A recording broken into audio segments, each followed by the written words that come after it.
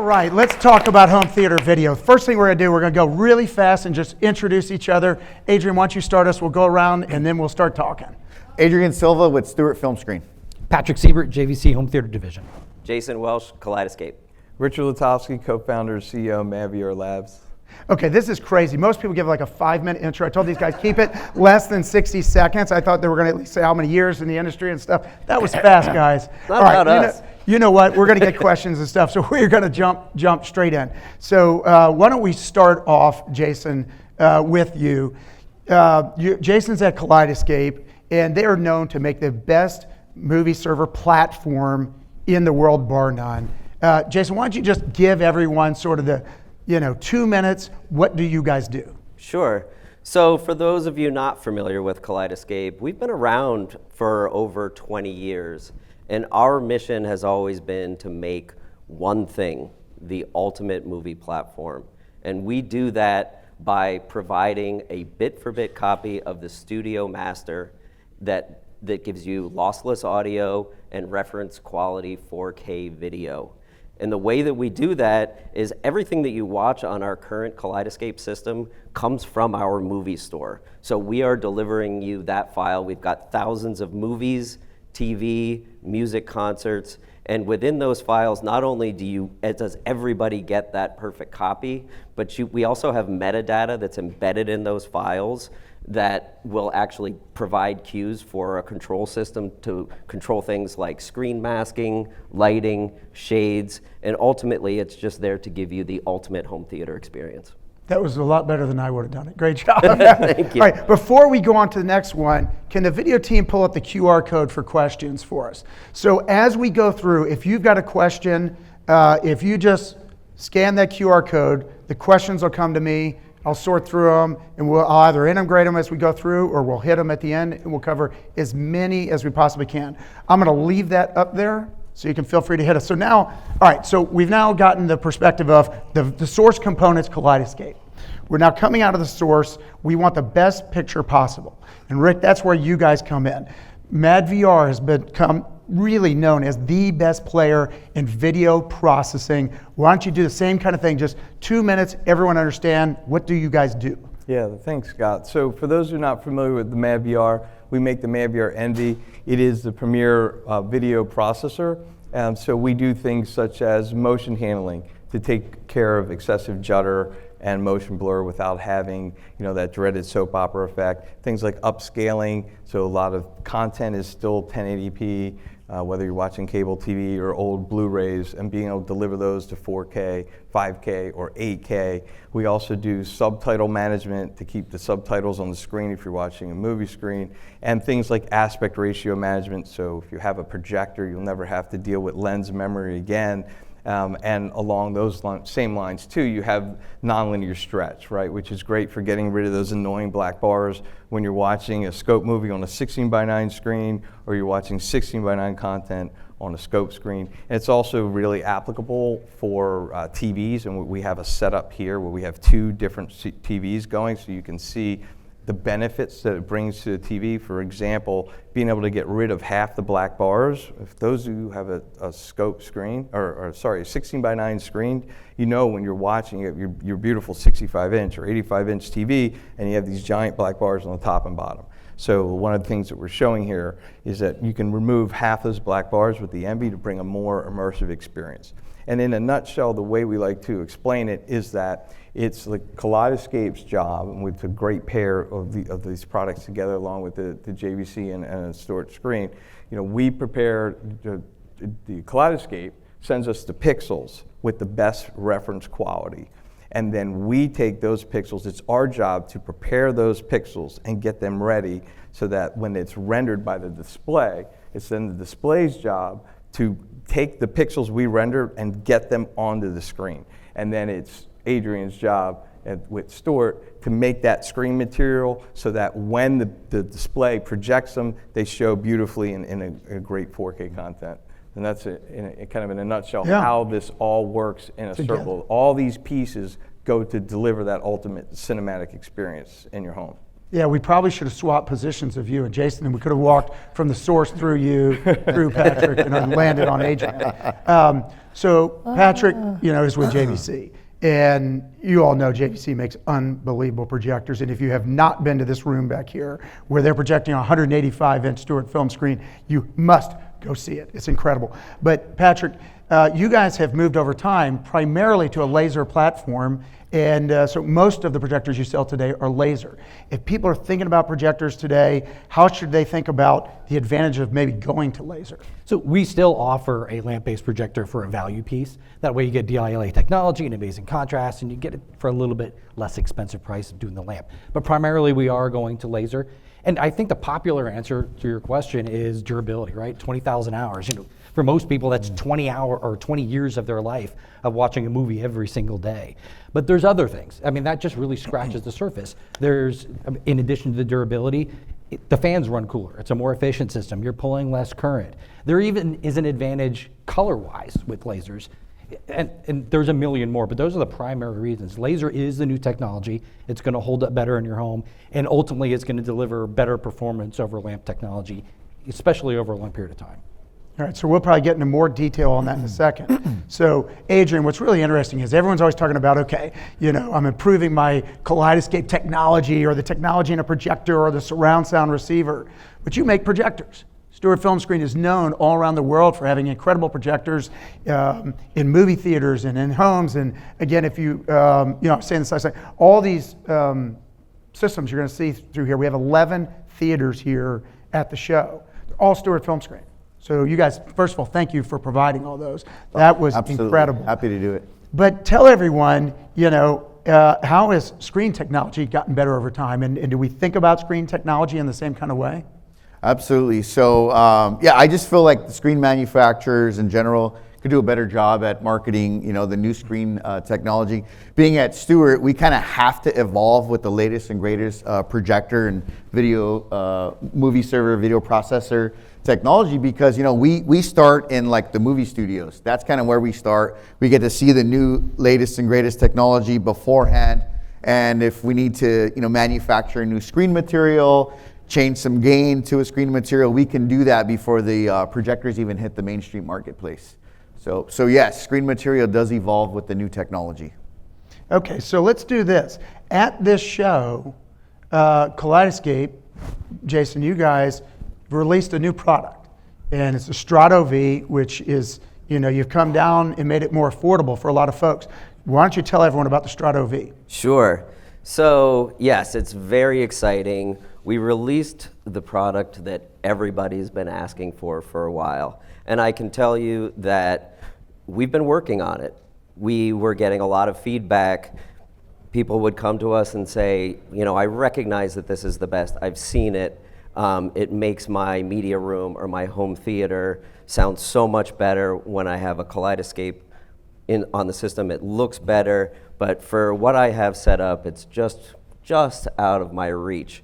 So what we set out to do was make a product that had a lower, less than half the entry-level price point, but we weren't going to do that unless we could figure out a way to sacrifice zero quality, right? We're very proud of the fact that we are the ultimate movie platform. So the key to doing that was to make it scalable. So the Strato V works as a standalone player/server. It's got onboard storage for about 24 hours of 4K content, which is roughly 10 movies that you can store on board. And then it's perfect. You can have more movies than that. As you buy them, you can cycle through them. You don't need to manage the downloads specifically. And if you get to a point where you want to add more storage, you can then pair it with a server for the ultimate Kaleidoscape experience, what we're accustomed to with the full cover shuffle and everything like that. On the Strato V right now, we have a very simplified interface, and when you do pair it, it changes from a standalone system to just player. So the onboard storage shuts off, and it becomes a player, and it works just like our previous Strato C did, where you could have multiple zones.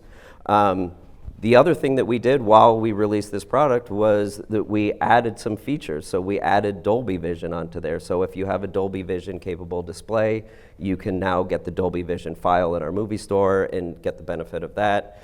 We've also added player side lossless audio decoding. So if you've got an older system where it might not have that capability in it, now the Strato V will do that for you.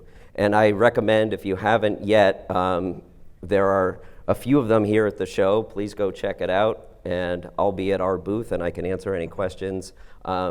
We can talk about it all we want, but at the end of the day, you have to see it. You have to see it to recognize it. Yeah, we've made a killer video on this thing. If you want to get really deep, you can go watch the video on YouTube or on the Kaleidoscape page on our website. But as he said, the best way to do it is go see it here, and you've got people from Kaleidoscape, and you can ask questions while you're here. So I call this the 1-2 punch. Simultaneous with you guys launching at this show, a more affordable player, MadVR comes along, and Rick and I have been talking in secret for a long, long time about coming out with a new MadVR processor that would also be more affordable. And you guys did the exact same thing at this show. Tell us about the new Envy Core.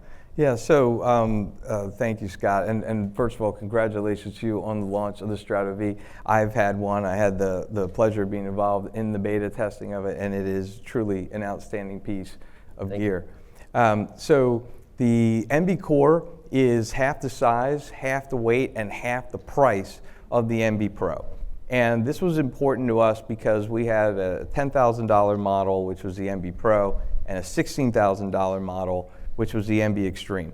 However, we have our roots in the enthusiast community and the DIY community, and over the years, people have been saying, you know, hey, that was a great presentation. Tapping me on the shoulder, hey, when are you guys going to come out with something that's a little bit more approachable, you know, for the market? Or, hey, I really want to bring this type of processing to my TV, and I've got a $3,000 or a $5,000 TV, and we could do like a $5,000 kind of video processor, but it's really a stretch to do that like on a TV.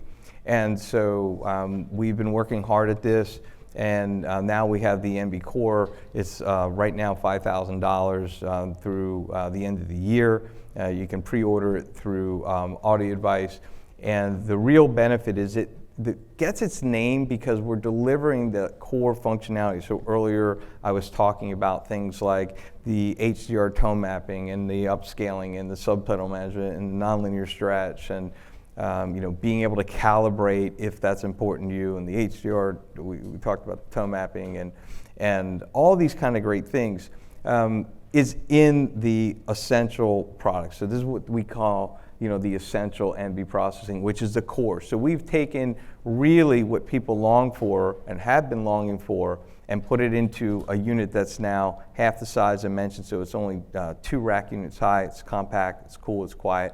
And we have some dealers that have been asking, like, hey, you know, we've got an Envy Extreme in the main theater, but there's some other key TVs around the house, and we need something smaller and more affordable to be able to do that. And for those on a more modest budget, you now have the ability to do that. And very much like Jason said, the key is, you know, your brand is everything.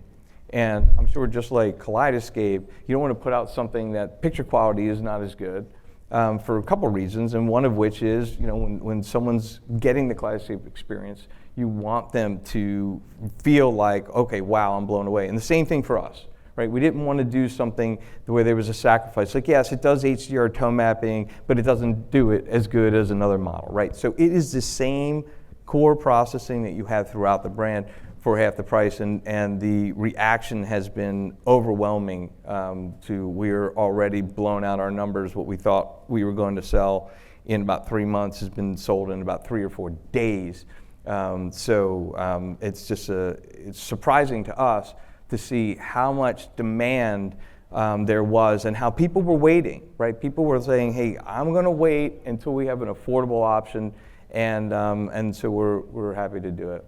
Yeah, we put out a video simultaneous with the launch of Audio Advice Live on them, and as you know, we've sold a bunch just at Audio Advice, and so we love the product. I think it's been great. If I may add, one of the key things that Audio Advice has is the ability to log in and remotely control setups. So whether you're a local customer or not, And AudioVice has some of the most expert trained people on the Envy and understand how to use it, how to set it up. They've developed their own really cool ways, and Scott and I differ a little bit on like how we like to set up nonlinear stretch, and that's okay. That's why the controls are there, so you can set up to your preference. But you're in excellent hands. When we have outstanding dealers, throughout the country and really in over 40 countries.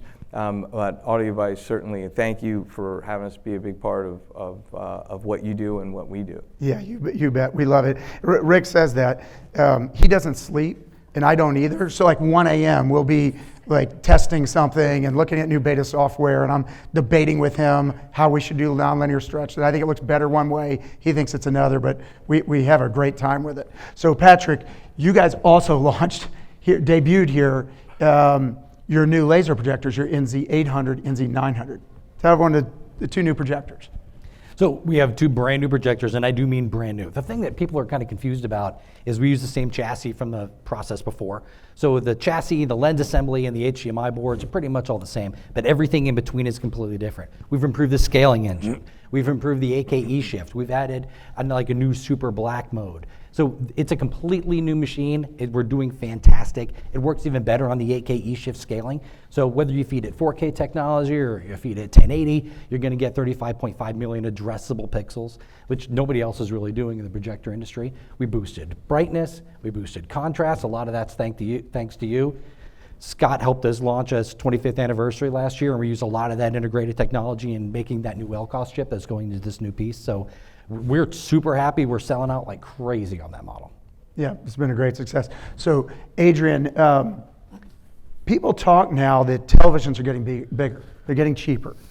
And one of the questions that's always out there is, hey, if I'm going to do a big theater room, should I just do a TV instead of doing a projector and screen? So maybe give us a sense as a projector manufacturer, how might someone think about that? I think as far as that's a great question. I think that's the dilemma every time. I think the value of a projector screen is number one. What we're seeing, because of the larger TVs have hit the market, we're seeing bigger size screens. By the way, like a typical size right now is like a 165-inch diagonal, always acoustically sound transparent. That's become like the standard today. I want to say a couple years ago it was like a 120. So pause for people real quick and explain why acoustically transparent matters when thinking about a TV versus a screen. Absolutely. So what I can say is you're looking at one screen and all the components are hidden. So that means as far as acoustically sound transparent, what we do at Stewart is we manufacture our fabric and then we acoustically treat it for you so you can put your speakers behind the material. So it's all hidden. And a huge benefit of that is the center channel behind your screen. Correct. So it's a completely immersive experience. Sound is coming from exactly where it's supposed to be coming from. Absolutely. Yeah, versus a TV, in most situations, you got to put the speaker way below it or way above it, and you don't sense the action of the person talking from behind it, which is, obviously, so size and the being able to acoustically transparent are big ones. Yeah.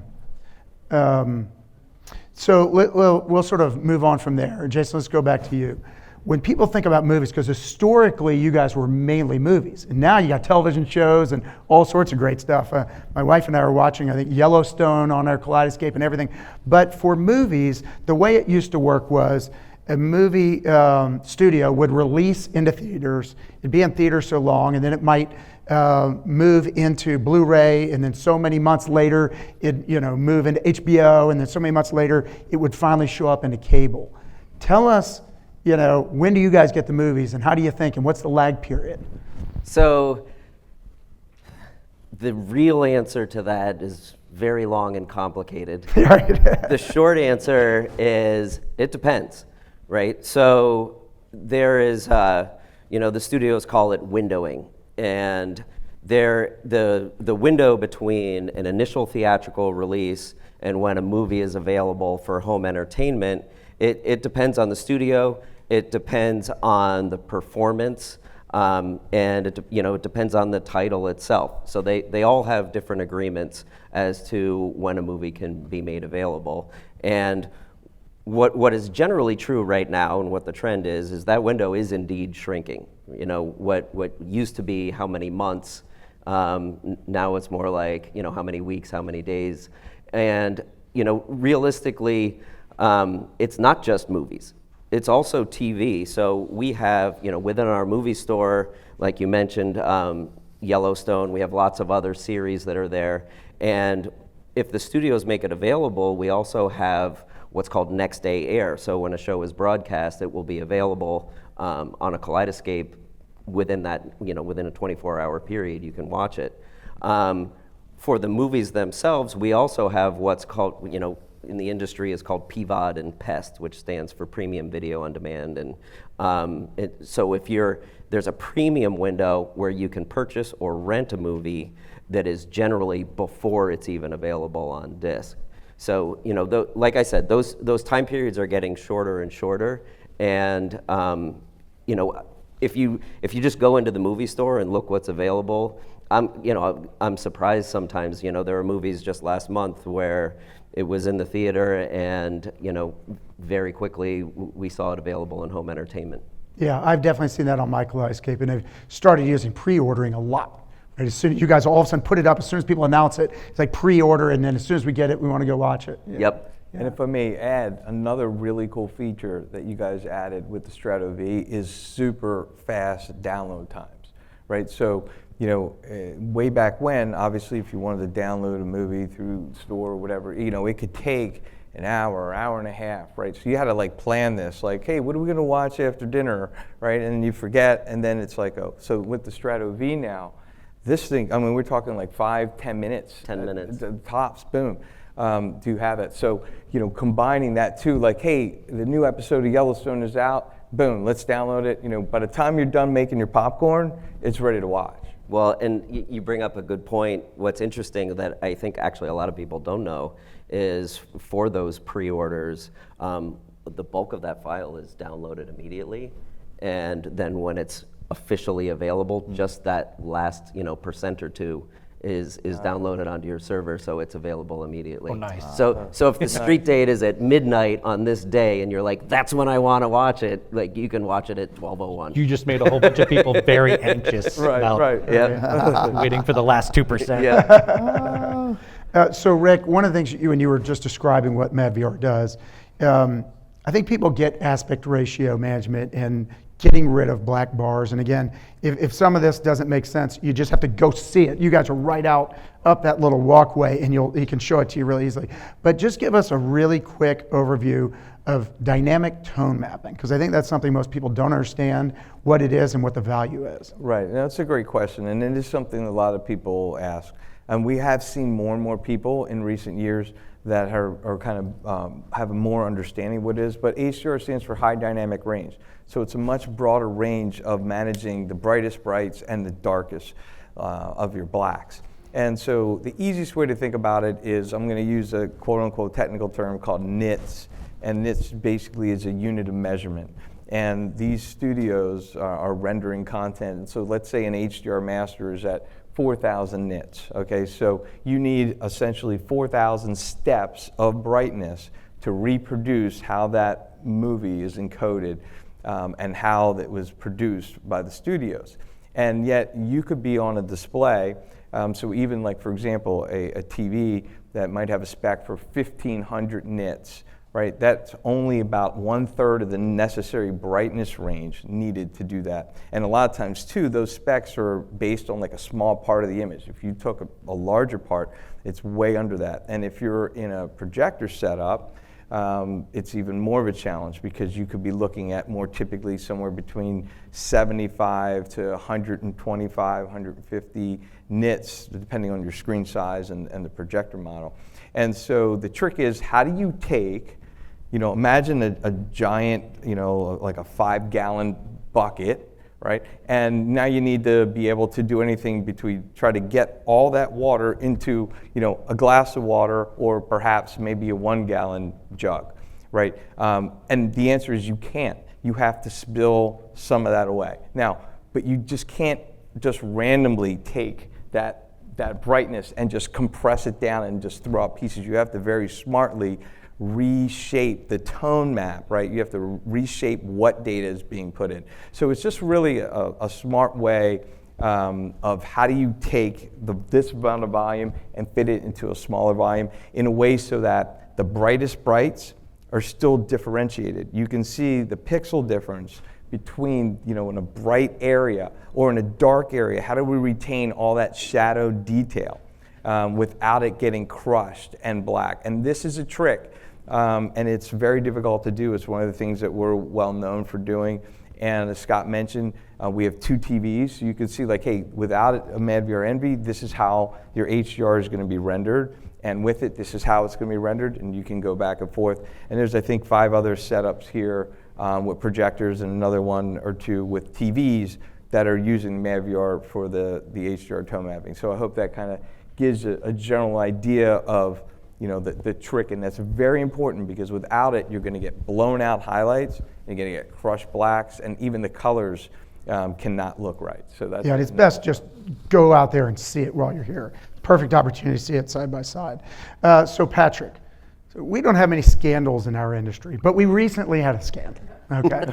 And so a major projector manufacturer that everyone here would know sued a lot of knockoff, or I probably shouldn't say knockoff, sued a handful of other projector manufacturers for lying about their lumens, okay? And there were essentially ones that you would find on Amazon. You generally wouldn't find these in a store. But they were lying, according to the lawsuit, to try to make it look like their lumens were way higher than they were. As best I know, every single one of those entities that was selling on Amazon subsequently settled that lawsuit and dropped their lumens dramatically. So people have been buying these projectors now for however many years based on what they were told was the lumens comparing it. So Patrick, you don't need to get into the lawsuit part of it, but what you could help us understand is why does this whole lumen thing matter in the stuff that was happening and discussing in these lawsuits? There's twofold to this answer. First, let me say JVC is not involved in Yeah. JVC would not be up here if they were one of those manufacturers. But secondly, at least for JVC, we have, and I use this word not lightly, we have excruciating tolerances and reporting tolerances that we have to follow because all of our technology comes from the flight simulation industry. I don't know if a lot of people know that or not. I preach it everywhere I go, so probably a lot of people do know it. But government flight simulators, if you don't hit your tolerances, you don't hit your spec, you're in trouble. Like, it's not a light thing whatsoever. I will also advocate this. I hear a lot about the other big 3 manufacturers for projectors.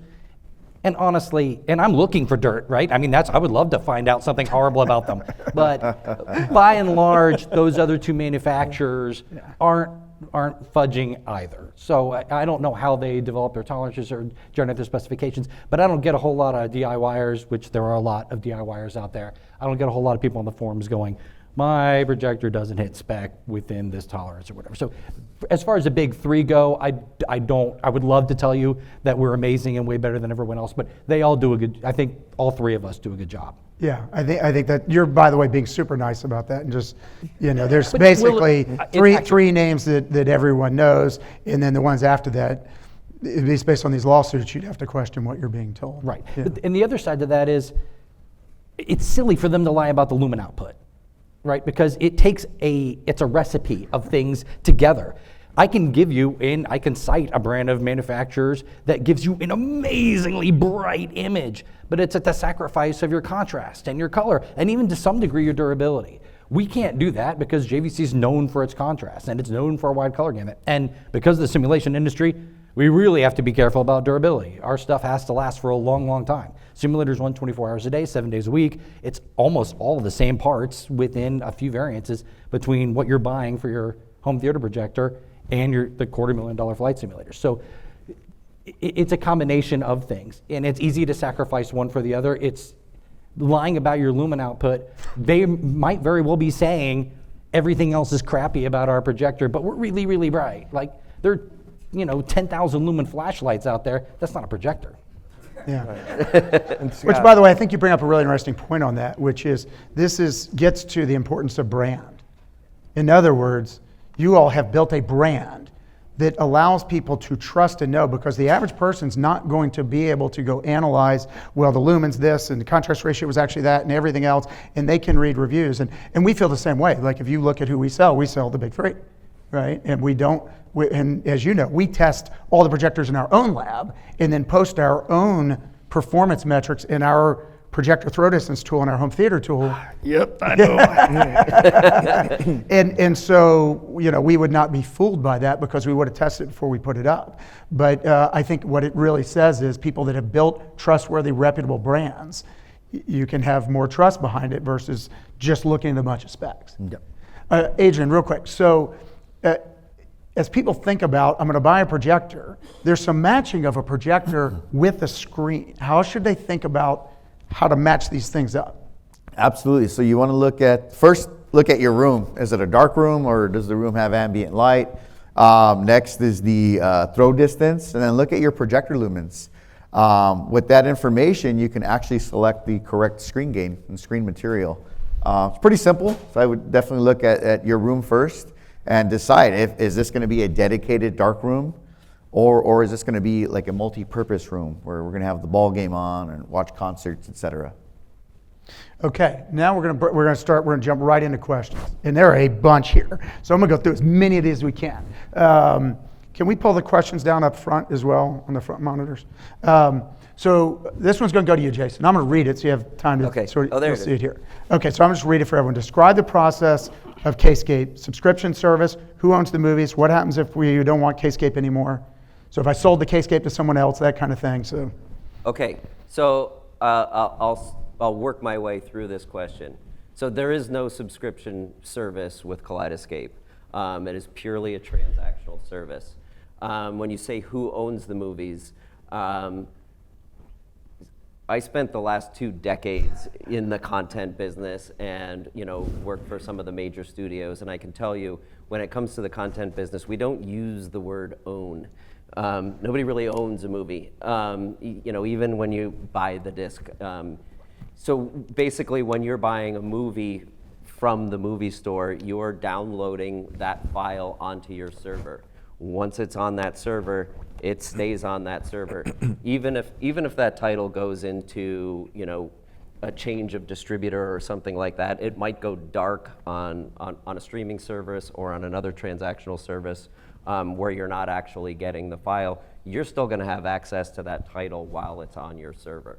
And in our current system, because everything that you're watching on the Kaleidoscape comes from the movie store, you have an account with Kaleidoscape. So regardless, it has to be on your server to be able to watch it, but you have that title, and I want to be careful about saying you own that title, but you have that title on your account whether or not it's on your server.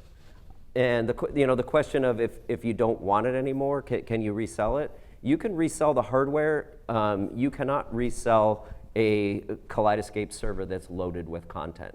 That's not transferable. So if you are going to sell the hardware, it is your responsibility to wipe that drive before you sell it. okay, so let's move on to another one here.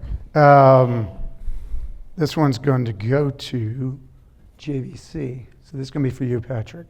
Best device to protect a JVC projector when living in a stormy environment, i.e. lightning strikes. That's a very difficult question to answer. There are lots of main manufacturers that provide a good job of it. I can't advocate for one or the other because I work for JVC, and we don't make them. Otherwise, I'd have to advocate for my own. That being said, if your house is struck by lightning, there is very little that you can do. You know, a great power supply hopefully will protect you from that, but you're talking about a lot of voltage going through your house, and it can arc all over the place. I can tell you this, I see as many AWRs or warranty issues as I can. In fact, I get a report every week of every projector that goes bad. Knock on wood, we don't have a lot of them go bad.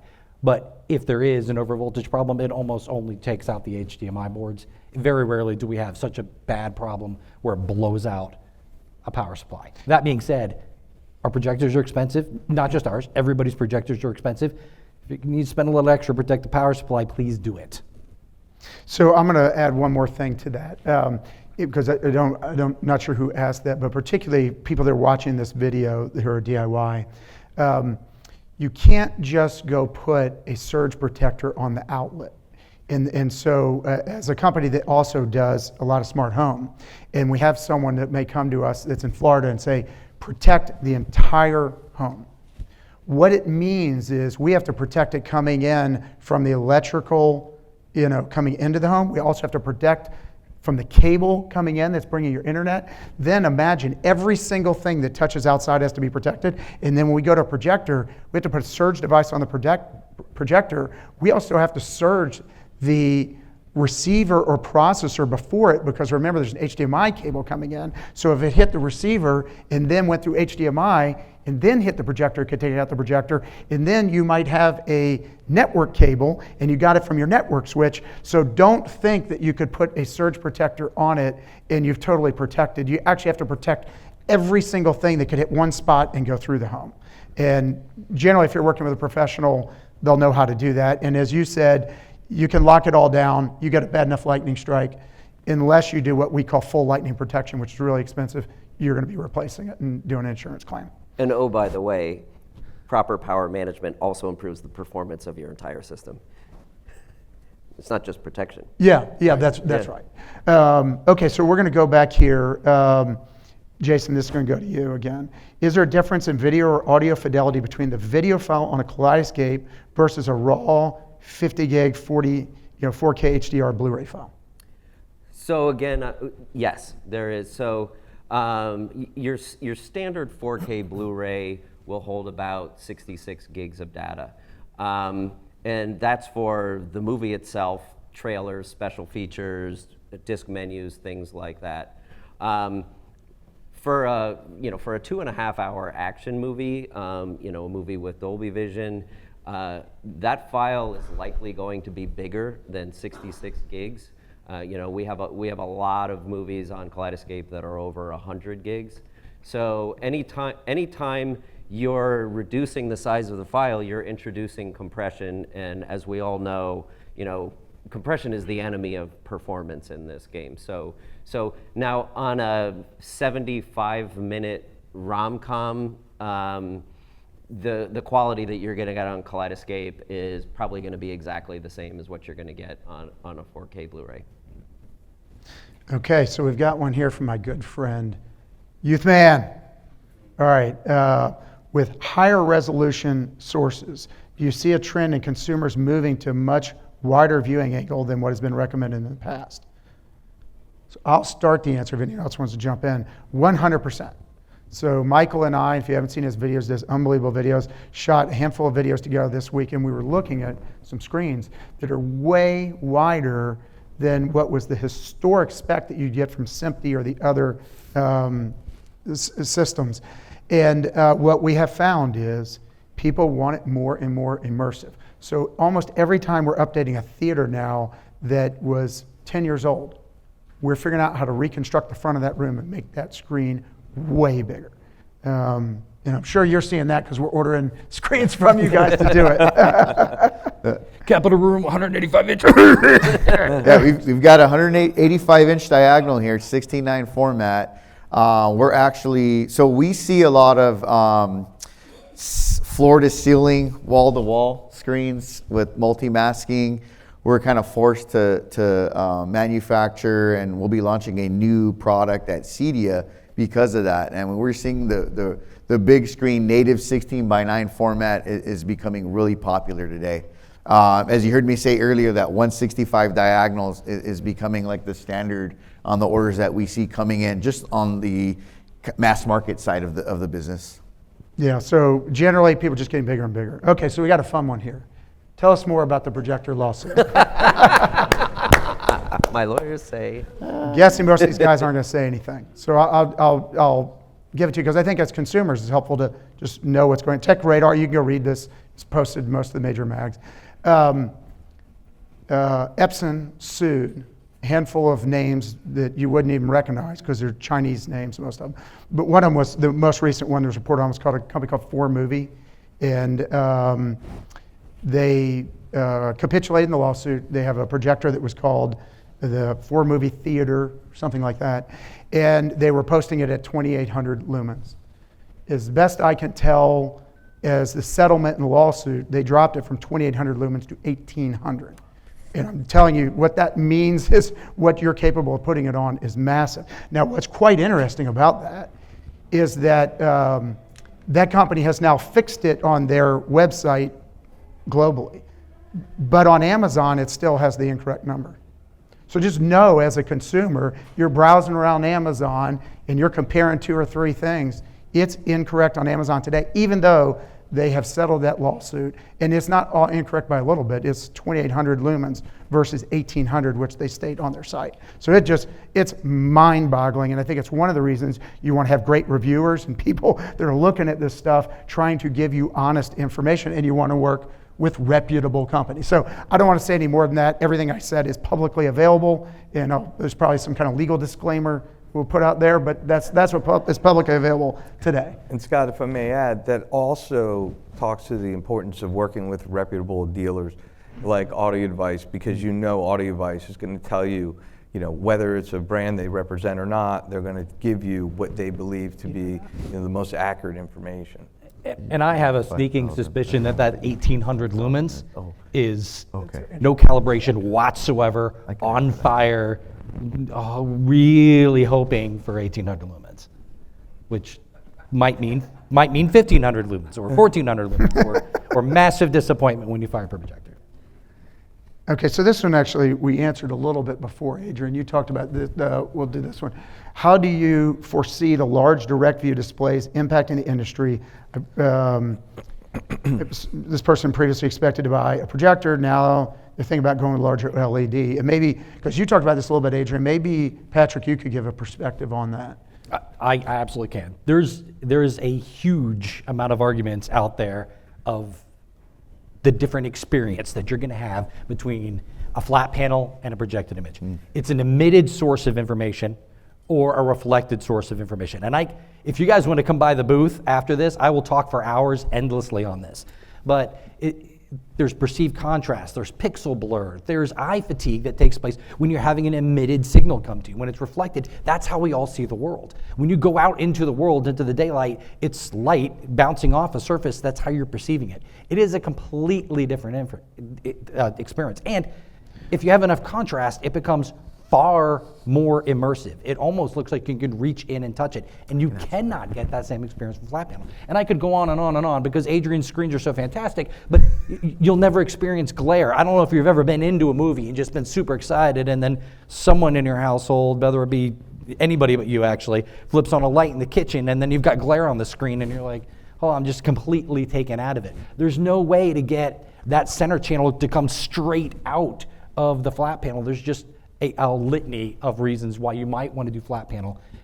And the most obvious one is big. Like, we have a 185. Can you imagine building a 185-inch flat panel in your house out of like little tiny panels? And that's another argument too. If you want to build these little panel devices that all connect together, if one of them goes bad, you've spent $100,000 on this giant flat panel, and if you don't have the exact same manufacturer line to replace it, the color might be off or the darkness might be off. So now you've got this $100,000, 185-inch display where you've got one cube that's going to drive you absolutely bonkers. You're not going to have that with not just my projector, but with anybody's projector and anybody's screen content. There's also the matter of creator intent, right? 100%. That director shot that movie to be shown on a screen. Yep, and we have something called filmmaker mode in our projectors. And it's not just our projectors, other people have it too. But filmmaker mode literally takes into account the display, the surface that the person is editing the video content on. So you get the most realistic experience based on the editor's perception of what was going to happen. So there's many, many reasons. And again, if you really want to be bored to sleep, I'm in the Capitol room. I stay there usually till 12:30 or 1 o'clock in the morning every night, as long as you'll let me stay. Yeah, you won't be bored in there. So, and Adrian will be the first to tell you, when you're buying a screen and projector, one of the advantages is you're usually, they call it, dating your projector and you're marrying your screen. So you try to get a really, really good screen, but when new technology comes out, JVC would be happy to sell you the newest version. right? And that's totally different than, as you said, changing out your TVs. You can keep that screen and keep, anyways. But that being said, too, if you don't mind, Yeah. JVC releases technology as fast as we possibly can. That means, and we have a history of doing this, you can go back and look. If we are inventing something that's going to go into the projector that's firmware or software, right? And you have a current model projector, but that's going to go into the next gen. If I can get that to you in a software upgrade, we release it for free. So now you're taking your projector that you bought from me 2 years ago, and you don't have to worry about me trying to release a new model just to make more money. If I can stick it in that other projector, you're going to get that technology in that other projector. So it's about taking care of your clients. Yes, I will be releasing new technology. Yes, our engineers constantly work on making really, really cool stuff all of the time. But I talked to somebody last week that has an RS1, which is like one of our first projectors, and they say, "Oh no, I still love it. I'm not getting another projector." We have like a cult following at JVC, and some of the other brands do as well. But people hold on to our stuff.